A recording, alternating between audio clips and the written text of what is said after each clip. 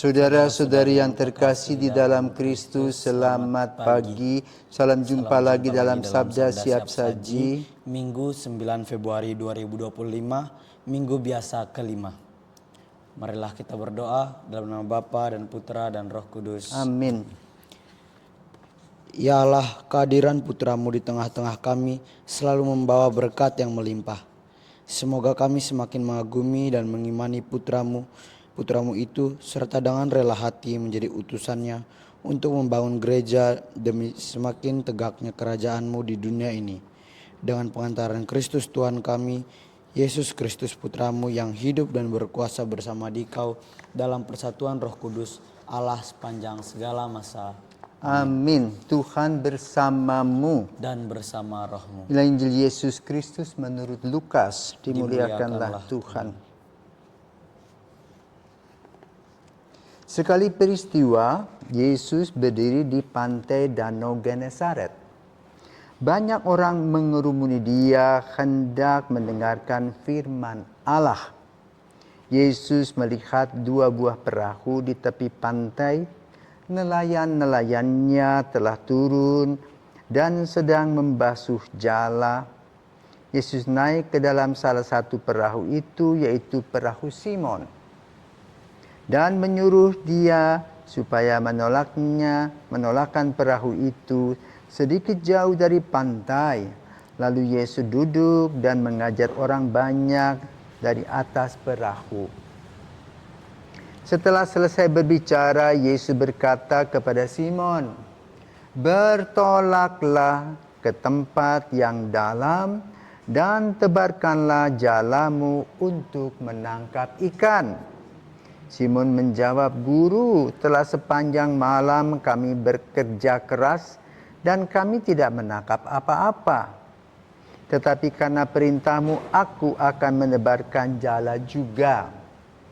Dan setelah melakukannya, mereka menangkap ikan dalam jumlah besar, sehingga jala mereka mulai koyak. Lalu mereka memberi syarat kepada teman-teman di perahu yang lain, supaya mereka datang membantu.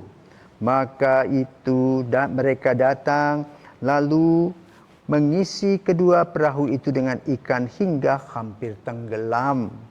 Melihat hal itu, Simon Petrus tersungkur di depan Yesus dan berkata, "Tuhan, tinggalkanlah aku karena aku ini orang berdosa." Sebab Simon dan teman-temannya takjub karena banyaknya ikan yang mereka tangkap. Demikian juga Yakobus dan Yohanes, anak-anak Zebedeus yang menjadi teman Simon. Yesus lalu berkata kepada Simon, "Jangan takut, mulai sekarang engkau akan menjala manusia." Sesudah menghela perahu-perahunya ke darat, mereka pun meninggalkan segala sesuatu dan mengikuti Yesus. Demikianlah sabda Tuhan. Terpujilah Kristus. Baik Romo, selamat pagi. Selamat pagi. Injil pada hari ini mengisahkan dan mengajarkan kepada kita tentang apa, Romo? Selamat pagi para pirsawan dan Lionel. Di Keuskupan Denpasar kita baru kehilangan seorang gembala, yaitu Romo Guido Fahik, asal dari Timor. Dulu beliau masih kecil itu, sebelum sekolah atau pulang sekolah di SD selalu mengembalakan sapi, membawa ke padang rumput. Tetapi lalu selepas SD dia masuk seminari Lalian sampai selesai kelas 12 dan melanjutkannya melamar ke provinsi kepada kongregasi SVD. Dan kemudian setelah kaul kekal dia kemudian ditabiskan pada tahun 78 dan kemudian Romo Guido dibenung di Provinsi Jawa. Maka peristiwa pelayanannya berkisar pada di Jawa, karena Provinsi Jawa waktu itu masih pegang Sorong. Maka sebagai imam muda tahun 78 sampai 84 beliau berkarya di Sorong, Papua. Sesudah itu 84 dia mulai berkarya di Tuke. Ya. Lalu berputar-putar dari Tuke ke Palasari, dari Palasari ke negara, dari negara ke Tangep, dari Tangep terus ke mungkin ke katedral. Lalu ke Lombok, Lombok istirahat. Dan kemarin Tuhan panggil jam 8.14. Nah, Injil pada hari ini berkaitan dengan Petrus, ya, yang disuruh menangkap ikan. Dan apa jawabnya? Jawab dari Petrus itu, Guru, telah sepanjang malam kami bekerja keras dan kami tidak menangkap apa-apa. Jadi sudah melakukan penangkapan ikan, tapi tidak berhasil. Tapi lalu apa yang disampaikan padanya? Kepada Yesus. Tetapi karena engkau yang menyuruhnya, maka dia aku pergi akan menebarkan jala juga. dan ia menebarkan jala. Demikian pula Romo Guido.